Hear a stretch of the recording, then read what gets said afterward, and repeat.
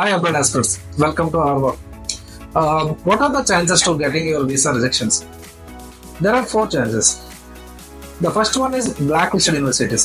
So మీరు apply చేసే universities ఏవైతే బ్లాక్ లిస్ట్ లో ఉంటావో ఆ యూనివర్సిటీస్ మీరు అప్లై చేసి మీకు ఆఫర్ వచ్చి ఇంటర్వ్యూకి వెళ్ళినా కూడా మీకు వీసా ఆఫీసర్ ఎప్పుడైతే మీ యూనివర్సిటీని చూస్తాడో ఇమీడియట్ గా తను వితౌట్ సింగిల్ క్వశ్చన్ తో పాటు మనం రిజెక్ట్ చేసేస్తాడు.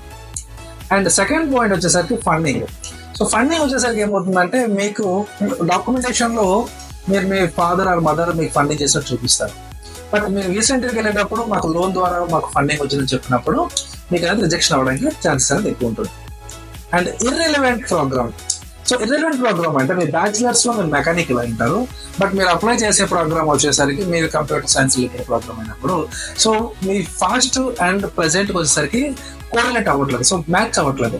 సో ఆ కైండ్ ఆఫ్ సినారీలో కూడా మీకు వీసా రిజెక్షన్ అనేది చాలా ఎక్కువ ఛాన్సెస్ ఉంటుంది. అండ్ ఫైనల్ వచ్చేసరికి ఏమవుతుందంటే ఆల్రెడీ మీ వీసా అనేది ఒకసారి రిజెక్ట్ అయ్యండి అగైన్ మరి మీరు అప్లై చేశారనుకోండి, సో ఆ కేసులో కూడా మీ వీసా అనేది రిజెక్షన్ అవుతుంది.